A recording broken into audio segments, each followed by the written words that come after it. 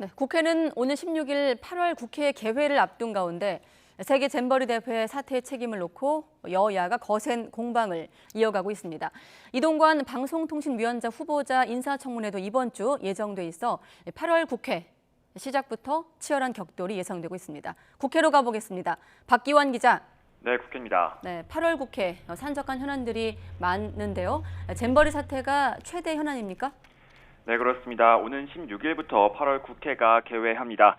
특히 지난 2주 동안 논란이 커진 세계 잼버리 대회의 준비 부족이 가장 먼저 도마 위에 오릅니다. 8월 임시국회 첫날에 국회 행정안전위원회는 이상민 행정안전부 장관이 참석한 가운데 현안 질의를 벌일 예정이라 많은 관심을 끌고 있습니다. 오늘도 잼버리 대회 파행의 책임 주체를 두고 여야 신경전은 멈추지 않았습니다. 더불어민주당 김성주 정책위 수석 부의장은 잼버리 사태는 준비 부족과 부실 운영, 책임 회피로 요약할 수 있다면서 윤석열 대통령의 사과와 한덕수 총리의 사퇴, 그리고 국정조사를 요구했습니다.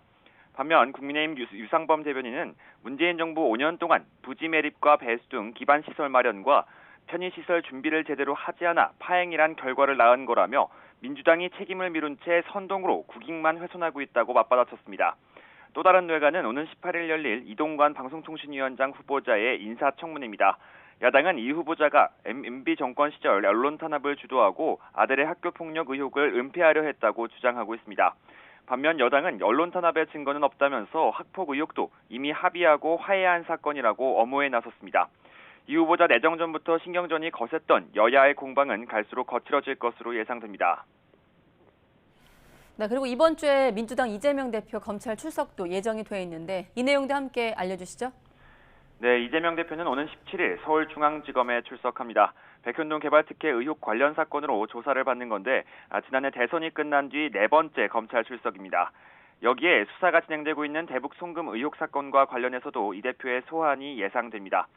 특히 검찰은 이 두 사건을 묶어 이번 달 말이나 다음 달쯤 이 대표에 대한 구속영장을 청구할 방침인 것으로 알려졌습니다. 이 대표는 이에 맞서 300번 넘게 압수수색을 해도 드러난 게 없다면서 무도한 검찰의 정치 수사라며 반발하고 있습니다. 하지만 당내 일부에선 내년 총선을 앞두고 사법 리스크를 감당해야 하는 이 대표의 역할론에 의문을 제기하며 꾸준히 사퇴 요구도 나오고 있습니다. 오는 16일에는 민주당 의원총회가 예정돼 있는데요. 대의원 권한 축소 등 혁신안 논의와 함께 이 대표의 사법 리스크에 대한 우려가 함께 터져나올지 주목됩니다. 지금까지 국회에서 전해드렸습니다.